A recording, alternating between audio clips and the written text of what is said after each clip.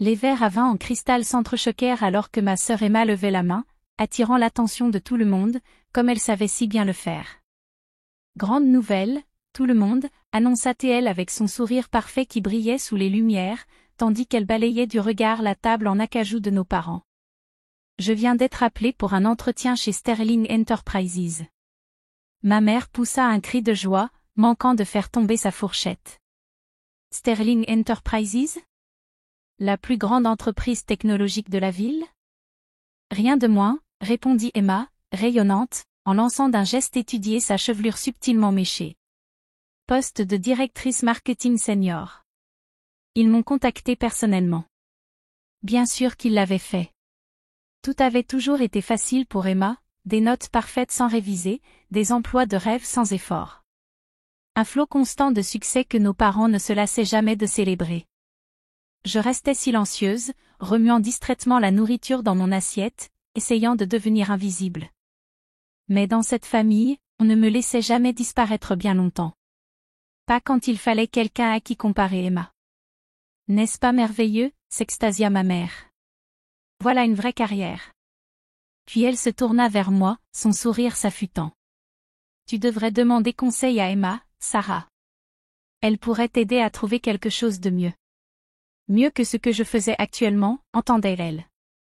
Mieux que ce travail de consultante qu'ils méprisaient tous, le réduisant à un simple freelance glorifié. Mieux que de bâtir ma propre entreprise de zéro, parce qu'apparemment, être sa propre patronne n'était pas aussi impressionnant qu'en avoir un. Je vais bien, maman, répondis-je doucement. Mais Emma riait déjà. Oh, s'il te plaît.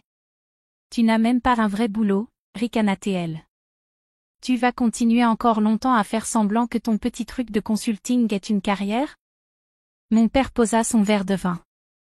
Emma n'a pas tort, Sarah. Tu as 32 ans, il est temps de penser sérieusement à ton avenir. Je serrai ma fourchette plus fort, pensant aux contrats posés sur mon bureau à la maison. Aux accords d'acquisition en cours de négociation. À l'empire que j'avais construit pendant qu'ils passaient leur temps à me rabaisser. Mon entreprise fonctionne très bien, commençai-je à dire, mais Emma me coupa. Entreprise? Allons. Tu bosses depuis ton appart et tu gagnes à peine de quoi payer ton loyer.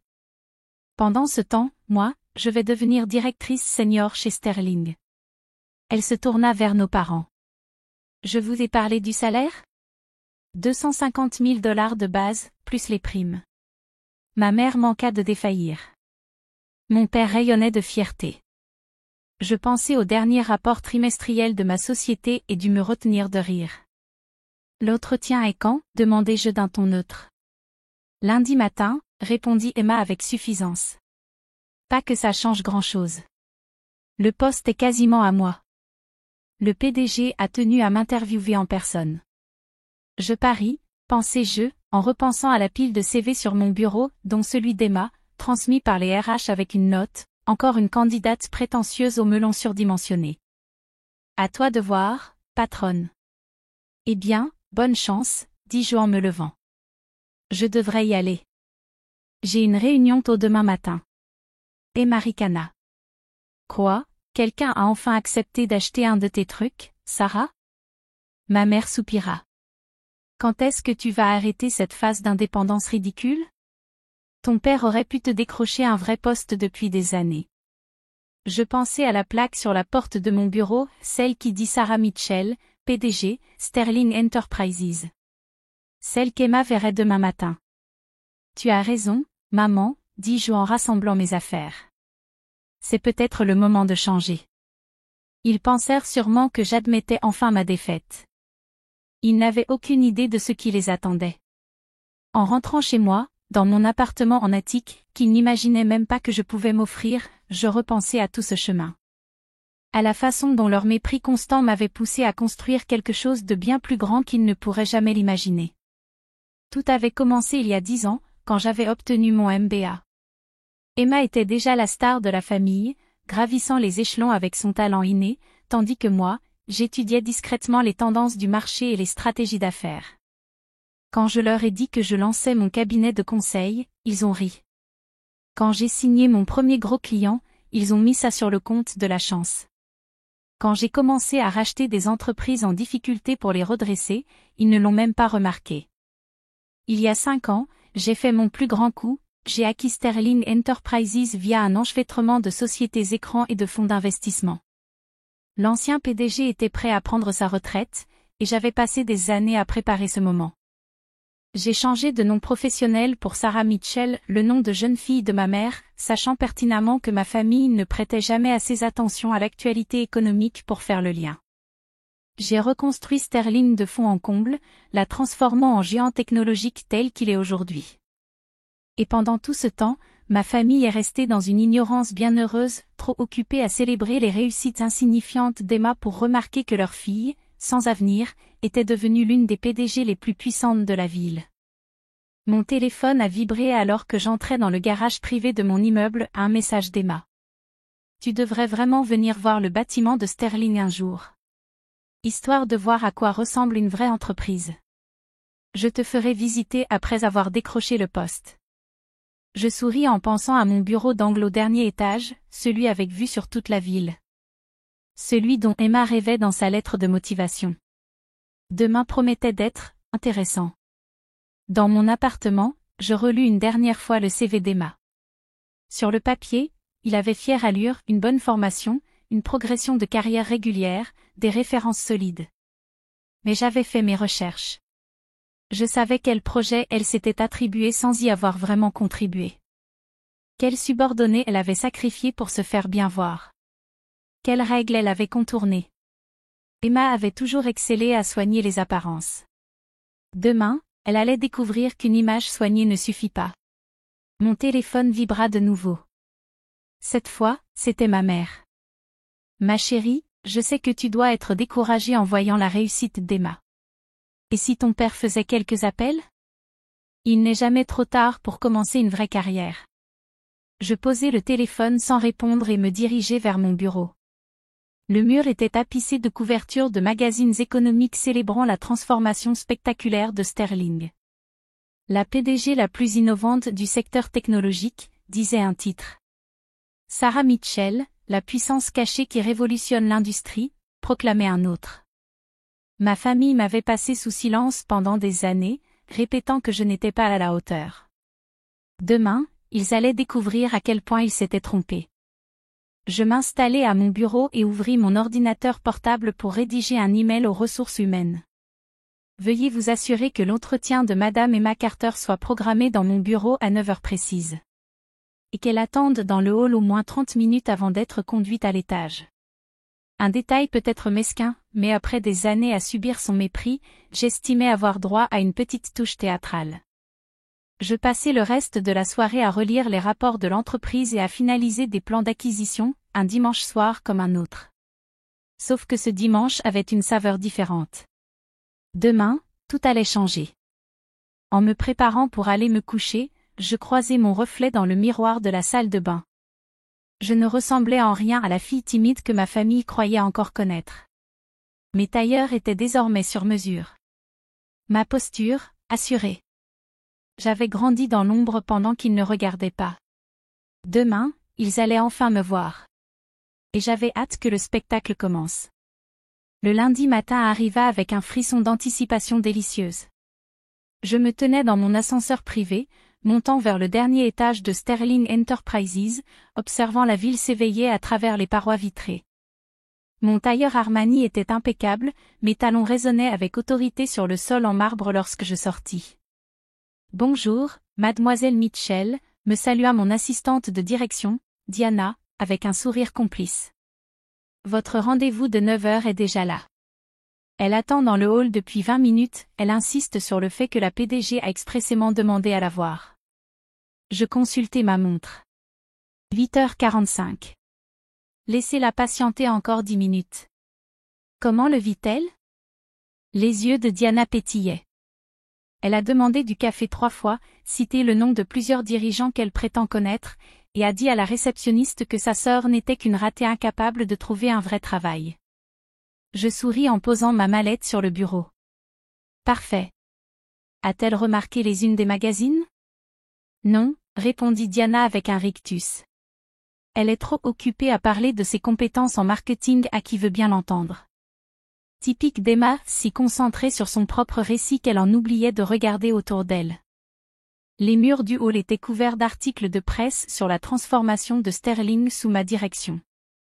Ma photo trônait littéralement au-dessus du comptoir d'accueil. Mais Emma n'y avait jamais prêté attention. Elle ne l'avait jamais fait.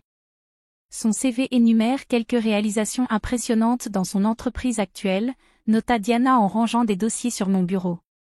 J'ai pris la liberté de les vérifier. La moitié est exagérée, un tiers est carrément mensonger, et le reste correspond à des projets d'équipe dont elle a revendiqué tout le mérite. Je hochai la tête, peu surprise. Comme au lycée. Tu te souviens de cette expo-science qu'elle a gagnée? Le projet que tu avais en réalité construit pendant qu'elle s'entraînait au cheerleading?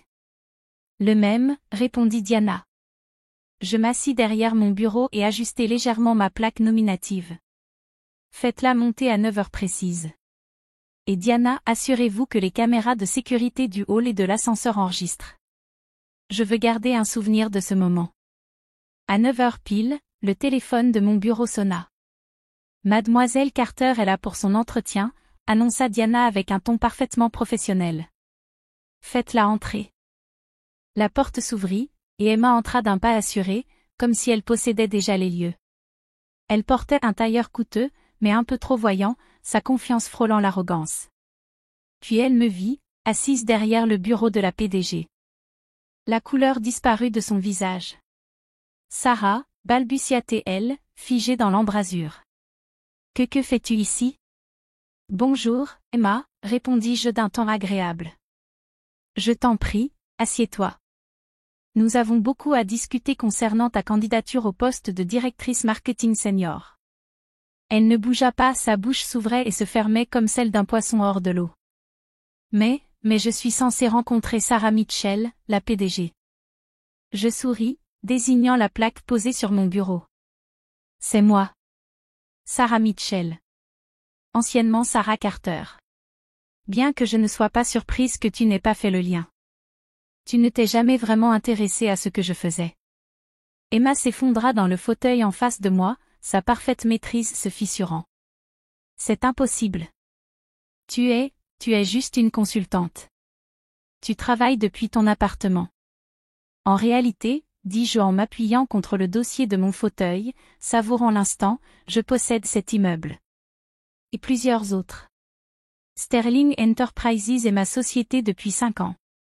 Je sortis son CV. Bien. Parlons maintenant de ta candidature. J'ai quelques questions au sujet des accomplissements que tu y as mentionnés. Tu plaisantes, murmura Emma, la voix tremblante. Tu ne peux pas être la PDG. Tu n'es personne. C'est ce que vous avez tous cru, n'est-ce pas? Ma voix resta calme, professionnelle. La pauvre Sarah, même pas capable d'avoir un vrai emploi. Juste une fille insignifiante qui travaille depuis son salon. Dis-moi, Emma, t'es-tu seulement une fois demandé quel type de consulting je faisais? Avec quelles entreprises je collaborais? Ou étais-tu trop occupée à te vanter de tes succès moyens? Elle tressaillit. Je ne l'ai pas fait. Non. Tu ne l'as pas fait, acquiesçai-je. Aucun de vous ne l'a fait. Vous étiez tous trop convaincus de mon échec pour remarquer ma réussite. Trop occupés à vous moquer de mes choix pour voir où ils menaient. J'ouvris son dossier. Maintenant, à propos de cette affirmation selon laquelle tu aurais, à toi seul, augmenté les revenus de ton département de 2 cents % l'an dernier? C'est vrai, bégaya-t-elle, mais je vis la panique dans ses yeux. Intéressant, dis-je en sortant un autre document. Car j'ai ici le rapport annuel de ton entreprise. Le département marketing tout entier n'a enregistré qu'une hausse de 30%. Et d'après tes anciens collègues, cette progression est principalement due à une campagne créée par ton équipe junior. Celle que tu avais rejetée au départ mais dont tu as revendiqué le mérite une fois qu'elle a réussi. Le visage d'Emma passa du blanc au rouge. Tu m'as enquêté? J'enquête minutieusement sur tous les candidats au poste de direction. Nous avons des standards très élevés chez Sterling. Je souris. Des standards qui privilégient les véritables accomplissements à l'autopromotion. À ce moment-là, mon téléphone vibra. La voix de Diana retentit dans le haut-parleur. Madame Mitchell, vos parents sont dans le hall d'entrée. Ils insistent pour vous voir. Évidemment. Emma avait sans doute couru leur envoyer un message dès qu'elle m'avait vue. Faites-les monter, répondis-je calmement. Je pense qu'il est temps de tenir une réunion de famille. Emma se tortilla nerveusement sur son siège. Sarah, écoute, à propos d'hier soir, de tout ce que j'ai pu dire. Épargne-moi ça, la coupai-je. Je ne suis pas intéressée par des excuses dictées par la peur. J'ai passé des années à t'entendre me rabaisser. Maintenant, c'est à ton tour de t'asseoir et d'apprendre qui est réellement ta sœur ratée. La porte s'ouvrit brusquement. Mes parents firent irruption, leur visage un mélange de confusion et de colère. Sarah, s'exclama ma mère. Qu'est-ce que cela signifie? Que fais-tu dans le bureau de la PDG? Bonjour, maman, répondis-je d'un ton glacial. J'étais en train d'examiner la candidature d'Emma. Vous voulez vous joindre à nous? Nous discutions de l'importance de l'honnêteté et des vrais accomplissements professionnels. Le visage de mon père vira au rouge. Arrête immédiatement ces enfantillages. Tu te rends ridicule et tu humilies ta sœur. Je me levai lentement, laissant mon autorité emplir la pièce. Non, papa. Pour une fois dans ta vie, tu vas m'écouter. Vous allez tous m'écouter. J'appuyai sur un bouton de mon bureau, et le mur de fenêtre derrière moi se transforma en un écran affichant la croissance financière de Sterling sous ma direction. Bienvenue dans mon entreprise. Celle dont vous entendez parler au club de golf. Celle où Emma rêve désespérément de travailler. Celle qui fait la une des journaux pendant que vous étiez trop occupé à me mépriser pour vous en rendre compte. Ils fixaient les chiffres, les accomplissements, l'empire que j'avais bâti sous leurs yeux fermés. Bien. Je me rassis. Parlons maintenant de ce qui fait réellement le succès en affaires. Commençons-nous par l'intégrité, ou par la vraie compétence? Le visage d'Emma se vida de toutes couleurs. Elle comprenait que cet entretien allait devenir très, très inconfortable. Et nous ne faisions que commencer. Le silence dans mon bureau était assourdissant alors que ma famille fixait les projections financières sur l'écran, 10 années de croissance, des milliards en acquisition, ma photo en couverture de Forbes, Fortune et Business Weekly. Tout ça, c'est à toi, murmura ma mère en s'effondrant dans l'un des fauteuils en cuir. Chaque parcelle, confirmai-je en me levant pour contourner mon bureau. Le cabinet de conseil que vous tourniez en dérision?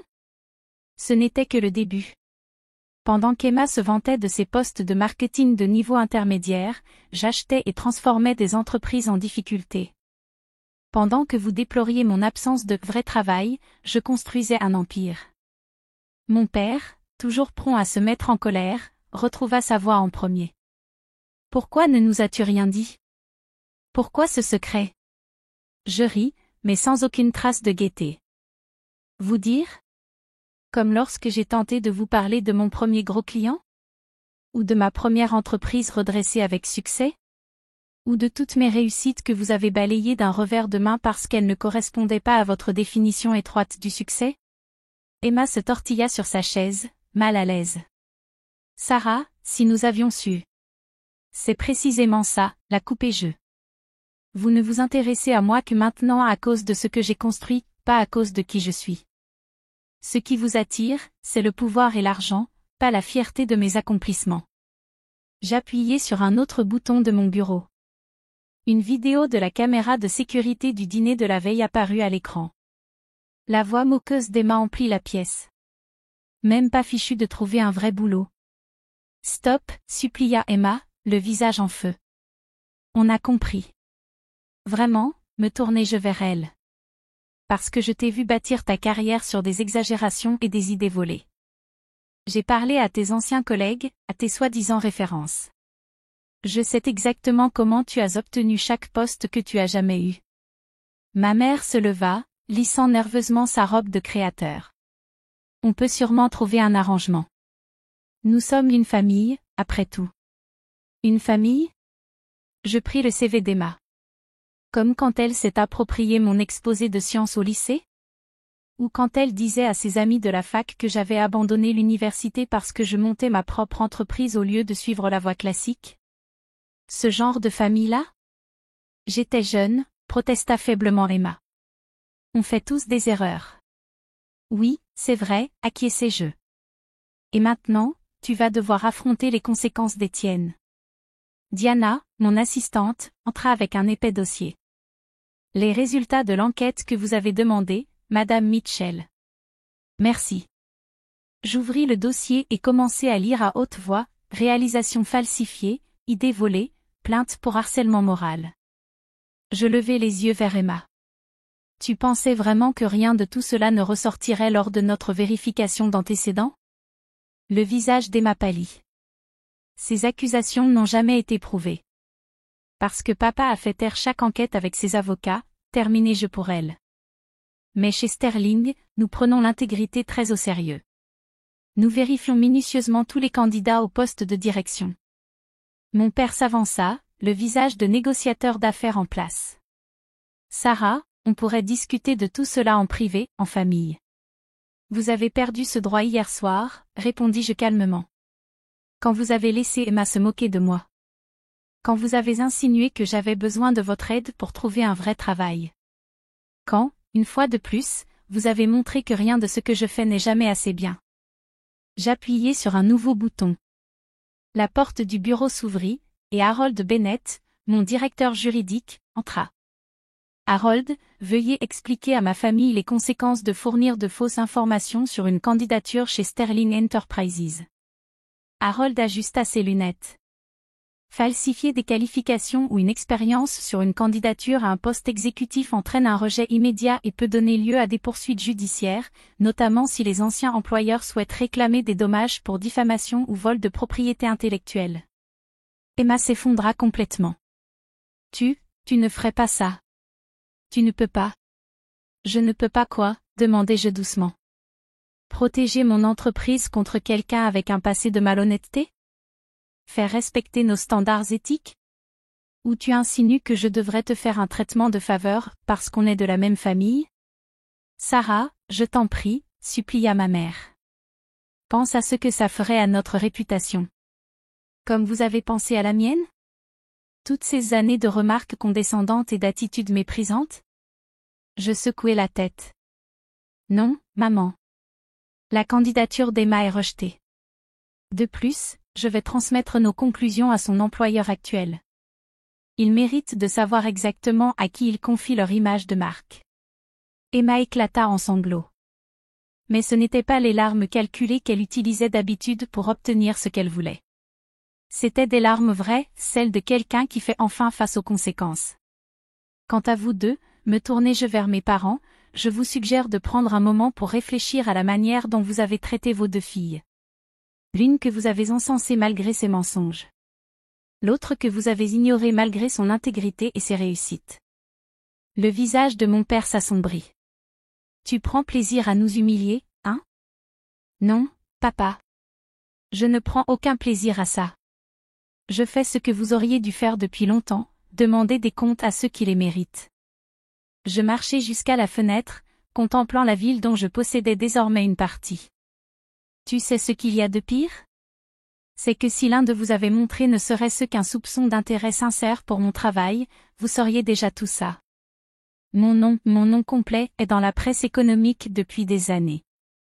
Mais vous étiez tous trop convaincus de mon échec pour remarquer mon succès.